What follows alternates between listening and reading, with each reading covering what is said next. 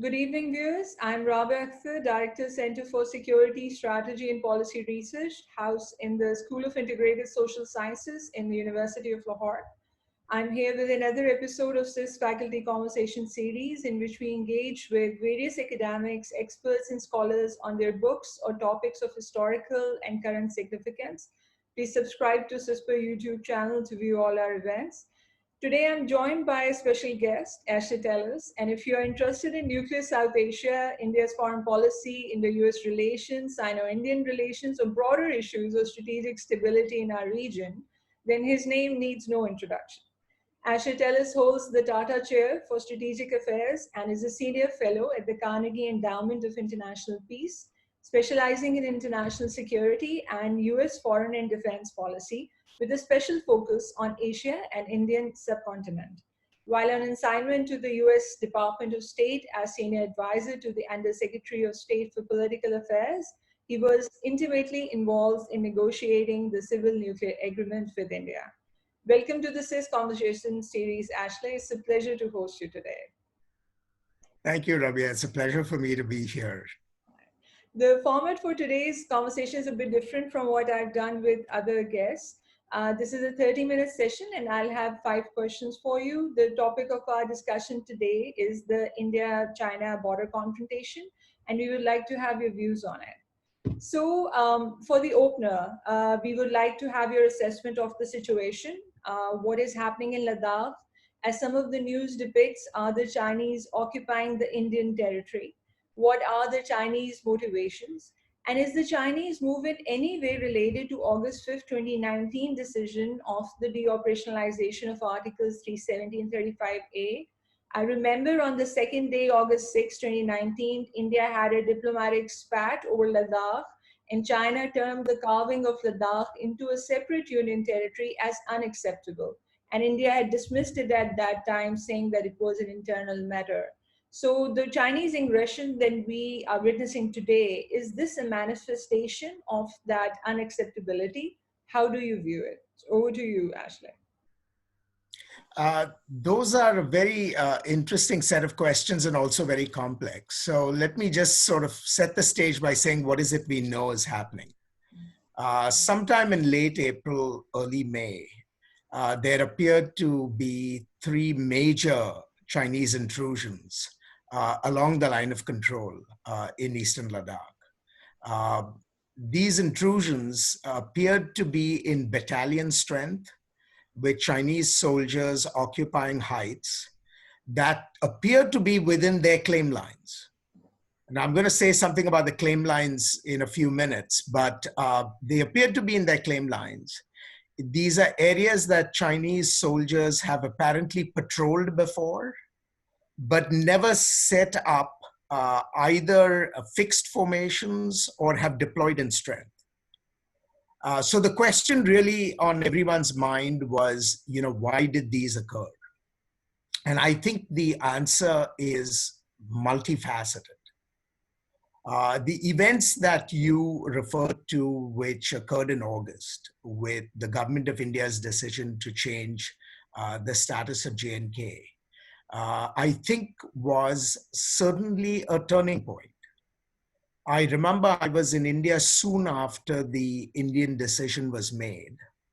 And after coming back from that trip to the US, I was struck by the severity of the Chinese response, particularly among Chinese diplomats posted here, who were extremely agitated by the Indian decision.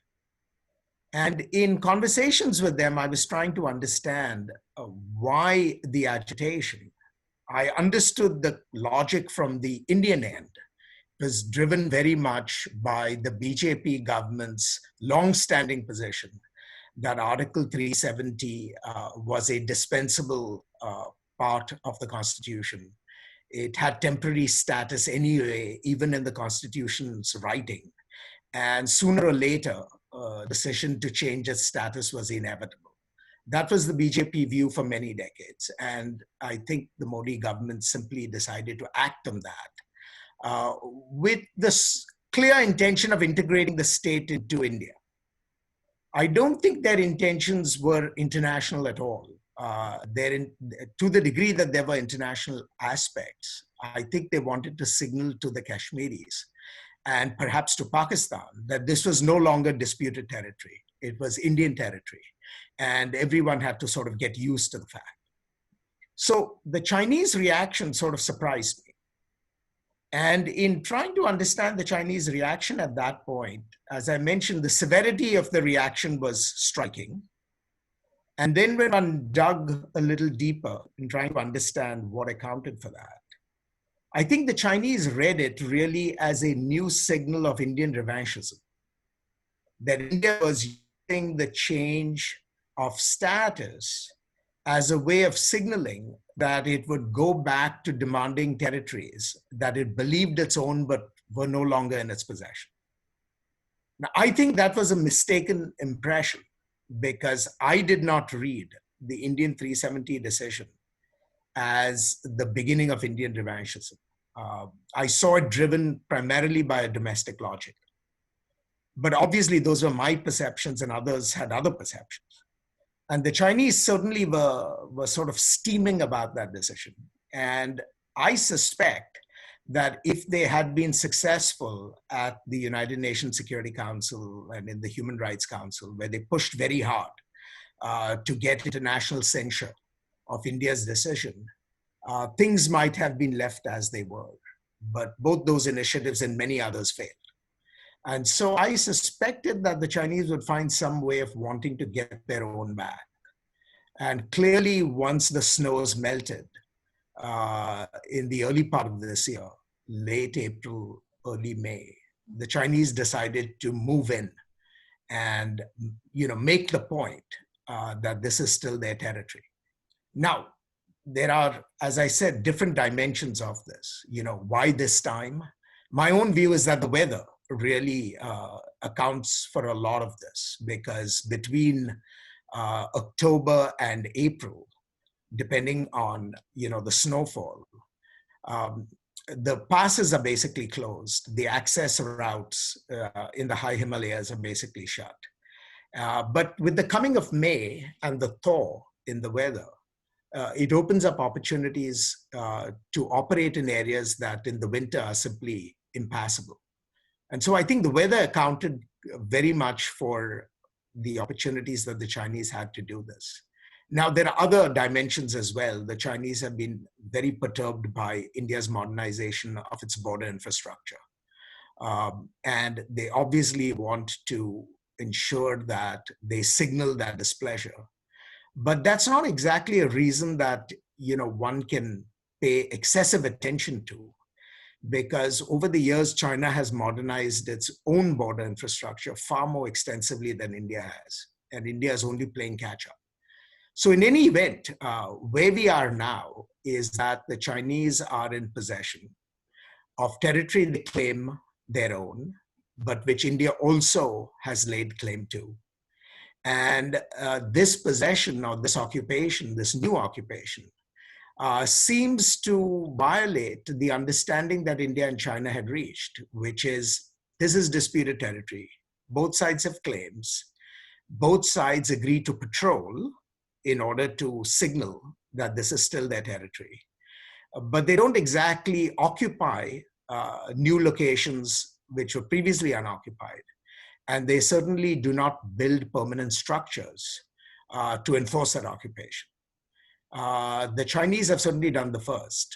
They seem to be now present in strength and are occupying territories that they didn't have. And they may be in the process of building structures. That seems to be a little unclear. Whether they're actually building permanent structures is hard to discern from the outside. But it's certainly a clear change from the status quo. All right. Thank you for that clarity, Ashley. Um, so yeah, as you said, the situation is evolving, and there's not much news coming out of India because of the media curbs and all. So it's valuable your insight into the subject. So thanks for that. I'll move on to the second question. There has been a constant talk about India preparing to fight what it believes to be Sino-Pak collusion by engaging in a 2 or 2.5 front war, something that was reiterated by the Indian Chief of Army Staff as latest as yesterday. What do you make of the political military objectives of these remarks? And how do you see their implications on the security trilemma in South Asia? Could the current standoff and future crises become more complex if India thinks along these lines at the tactical, operational, strategic levels? Do you even believe in this whole concept of 2 or 2.5 front war? Over to you. Well, this has been a long-standing Indian Army concept. It's not new. It goes back several decades.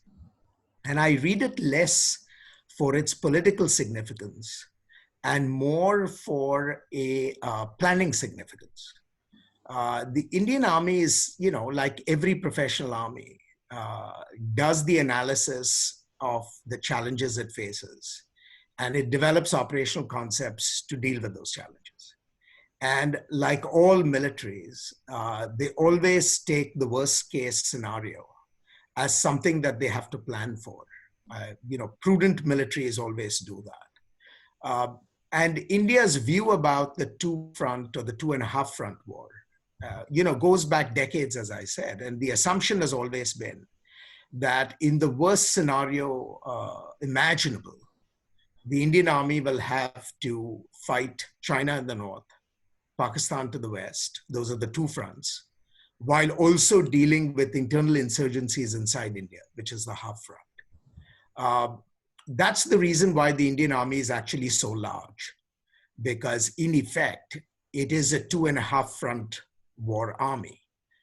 There are deployments and forces arrayed along the western border, forces arrayed along the northern border, and then large contingents which are deployed as emergency reserves for internal security. I don't read the political significance of this very much, because this is not new. That the army chief has said it yesterday, I think sometimes acquires significance only because of the context. But I don't see this as a shift in Indian Army planning or Indian Army thinking about their security environment. All right. Yeah, it is about the context, and we've been reading all sorts of news coming out that some in Pakistan also taking some comfort in Chinese aggression in India, and some of it is just WhatsApp group chatter. I'll just dismiss it as that. All right, so we'll move to the next question. So the US Sure. has been a willing crisis manager in crisis between India and Pakistan, and you've covered that extensively in your own work. So with the crisis between China and India, how much of a role do you see US play as a crisis manager? Will factors like US tilt towards India and India's reticence to seek outright mediation complicate this role? Or does India look at the US as a net security provider and has expectations from the US to pull the plug on an assertive China? How do you look at the US role, especially during this crisis, or moving from here onwards? If we map or chart China's aggressiveness from this point onward, how do you view the US role in this? Well, there are two interesting security competitions that have intersected in this case. There is a US-China security competition, which is evolving and whose long-term destination, is hard to see at the moment. And there is a Sino-Indian security competition, which is also of long standing, going back, 60 plus years. When you have a crisis like this, the two intersect because the US views Chinese actions in Eastern Ladakh as part of a broader assertiveness that China has begun to manifest in recent times. Some of us who have looked at China closely think that that turn towards assertiveness is not particularly new, in the sense that it goes back, to the Hu Jintao years, when China began to be outward looking and seeking to protect what were increasingly viewed as global interests. But the Trump administration has, viewed Chinese assertiveness in a very dim fashion. And you saw President Trump's, instinctive response early on where he offered to mediate. I think sort of intervention that neither Beijing nor New Delhi took seriously. So at the moment, the US is not playing an active role, and I think sensibly so, because any US intervention at this juncture would actually make it harder for China and India to negotiate a restoration of the status quo ante. I think what the Trump administration has done is to convey their support for India in this situation, because they clearly see India as the victim of an unprovoked Chinese action. And they've offered any support that India might wish. But India, for its own reason, I think wants to de-link US-China competition from the problem that they have in the Himalayas. And they want to give negotiations with China a chance to work out some sort of a resolution. And I think that is probably the smart strategy at this point, because I don't see how a overt US intervention would enable China and India to work out a solution without either side losing face. So just to follow up on that, in some of the recent news that's coming out from Global Times and others, there have been some insinuations that have been made by the Chinese side to sort of signal to India to not, probably not go too further into the US camp and deal with it bilaterally as well, whatever is happening. How would you see Chinese looking at this situation if India was to go to US, or if US unilaterally under a Trump administration thought that like his tweet which was not welcome, I guess, either by India or by China. So how would you look at from a Chinese side? Would they already are unnerved about the strategic alliance between US and India? So how would they view it? This interaction during crisis. Yeah. Almost 20 years ago, Francine Frankel and Harry Harding had edited a fabulous book. I had a chapter in it, but the book was very interesting. And it was called The China-India Relationship, What the US Needs to Know, if I remember the title right. And they made a very interesting point looking at the history of Sino-Indian relations with the US in the background. And the point, I think it was in Harry's chapter, but the point Harry made, I think, was China can deal with India independently because there is an asymmetry of capabilities that favors China. So India by itself doesn't pose an extraordinary threat to China. But India in alliance with another great power is a different matter. And so Chinese discomfort with India, for example, from the 70s in a relationship with the Soviet Union, the then Soviet Union, and now Chinese discomfort with an India that is gravitating towards the United States is significant, because when India has a +1, then China takes notice. And yet it's hard for India not to have a +1, because in the competitive realm of international politics, India also wants to balance China. It's trying to balance China through internal means. Obviously, that's the first preference. But those internal means have not yielded sufficient fruit yet. And so India is looking for external partners to sort of maintain that equilibrium with China. And the Chinese are distressed about it, understandably so. And they have signaled now for many years, long before the current crisis in Ladakh, that they view the Indian tilt towards the United States with somewhat jaundiced eyes. And so it's not surprising to me that they are concerned about that shift. But I doubt they would be able to prevent it, because India also has good reasons on its own terms for precisely that shift. And so I think the challenge for both countries is to manage their differences despite the realities that are going to pull them apart. And to my mind, this good way to manage those differences is not to do what the Chinese just did in the Himalayas. It doesn't serve their interests, because at the end of the day, even the territories they occupy are really marginal territories. I mean, it's hard to even find these places on a map, so it doesn't have the sort of evocative and symbolic importance that, say, Taiwan has, or even a Hong Kong in different ways. So for the Chinese to expend, resources and suffer the opprobrium that comes from clearly changing a status quo for what, to my mind, really is insignificant, pieces of territory to China's greater aims, that I find somewhat inexplicable.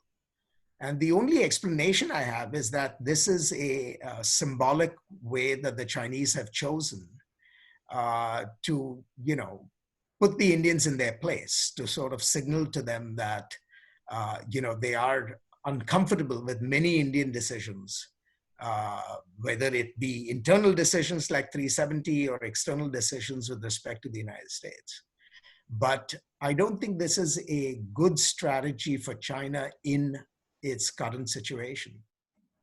Fair enough, because it also bears some reputational costs for China. So let's see how this Absolutely. all play out. So we'll move on to the next question. So in one of your recent publications, you argued that America's strengthening military ties with Asian countries will allow them to better defend themselves against China. Isn't that an extension of your 1990s ugly stability concept, whereby if managed stability faltered, the result was unmanaged stability, which you termed as ugly stability? As countries will try to bolster their military muscle against what many call an aggressive assertive China, will we see this ugly stability in play? Over to you. I fear so. I fear so. China's rise, represents a disequilibrium in a system that previously had unquestioned US dominance. That has changed the character of Asia in the last 30 years. And many of the smaller countries in Asia are struggling to come to terms, with that fact. And so it's natural for them, if they don't have the resources domestically to cope with China by themselves, to reach out to others. And the US has obviously welcomed that, as we should. And it has tried to strengthen the capacity of these smaller countries to stand up to the Chinese. But that is always a delicate enterprise, because you have to get it right. If you over-exaggerate the response, you push it in the direction of containment, which could provoke a Chinese reaction that would be hostile. And if you do not do it effectively, then in effect, you've ceded Chinese preeminence in ways that undermine your allies' interests. So getting that balance right is, there's no formula for it. You have to sort of grope in policy terms for the right equilibrium. And I'm not sure the US has found that equilibrium yet. All right. That's a good response. Let's see, again, with the changing situation in the US, you don't know which way this thing is going to go. So I move on to my next question. In March 2017, you had predicted that Indo-US ties under Modi and Trump will lack strategic altruism, and that they will persist due to geopolitical necessities, albeit with irritants. How will the ongoing Himalayan standoff that underpins China's boldness affect US approach towards the relations with India? Will the geopolitical necessities compel US to practice strategic altruism vis-a-vis India going forward? Also, will this change under a Biden administration? How do you view things evolving there? Over to you. I have been pleasantly surprised that the Trump administration has actually treated India in exceptional ways. In fact, it's ironic that the administration has been far harder on our own treaty allies, but has treated India with a degree of generosity that is completely at odds with Trump's America First philosophy. And I think that can be explained partly by the early generation of Trump officials like H.R. McMaster and Rex Tillerson and Jim Mattis, who set in place a process of engagement with India, which was somewhat different from the way the president himself, operated vis-a-vis our allies in Europe and in East Asia. So in that sense, the altruism that the US began to display since President Bush has been sustained. And my view is the administration's hostility towards China, sometimes for justifiable reason, which is quite intense, will only push the administration to double down on its support for India. If a Biden administration comes into office, I don't see that fundamental logic changing, because I think even a Biden administration would recognize that the China of 2020 is not the China of 1979. And even Joe Biden, in his remarks, has suggested that we have to take a more resolute approach towards China. And as long as that attitude is dominant, I think India will play an important part in US calculations. Excellent answer. So yeah, this the fundamental reality of US-Indo relations, given the China context, we don't see that changing as if there is a change in administration. With this, I come to my last question, and I'm really grateful for all your responses. They were very well articulated, and you've made excellent use of time. So in a co-authored report with Robert Blackwell in 2015, you had recommended that US will fashion effective policies to deal with China's pervasive use of geoeconomic tools in Asia and beyond. 5 years down the line, how do you see China's geoeconomic power mix, and what does the US need to do to counter it? And if I could throw in the post-corona world, where half of the countries are pinning the outbreak on China, does that also add to Chinese strategy as well as to how they wish to counter the entire world as the world deals with the pandemic and economies recover from it? So just your views on that. Well, I'm disconcerted that despite the COVID-19 pandemic, Chinese assertiveness has not disappeared. In fact, the assertiveness now is manifested without apology. And we can speculate the reasons about that, at some other time. But the point is that assertiveness is only pushing the United States to be even more determined in dealing with a China that could cause real harm to its interests in Asia. China has not suffered, significantly with respect to the accumulation of national power. Now, we have to wait and see how the pandemic evolves. But thus far, there has not been a significant dent in Chinese national power, which means that the challenges for the US to deal with Chinese economic strength persist. And what do we need to do? I think there are 2 or 3 things that we need to do. First, we need to rebuild our own economy at home, which has undergone painful transformations. And we have suffered economic losses, particularly for the middle class and for those who profited from the US being a manufacturing center. So those issues have to be resolved, rebuilding the US economy. The second is we have to maintain our lead in terms of economic innovation. And we can do that because we have a very vibrant private sector. But we do have to pay a little more attention to the American state's investment in long-term research and development, particularly basic science. That's something that we need to pay attention to. And third, we need to work with our allies to rebuild an export control system, which we had a fairly rigorous variety of during the Cold War. But, I think the urgency of maintaining meaningful export controls disappeared after the Soviet Union disappeared. And we have to go back to making certain that at least some critical technological advantages are preserved and not provided easily to countries like China, which are our competitors. This doesn't mean that we cut off economic links with China. It doesn't mean that we don't trade with China. But we have to make certain that the crown jewels of American technology are not easily accessed by countries that don't wish us well. Excellent. So we do live in interesting times, and the situation in the region definitely is evolving.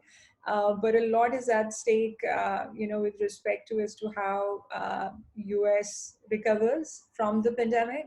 Like you've said, the economy itself, China's new assertive posturing, and as to how it deals with the world pointing fingers at China for the outbreak itself.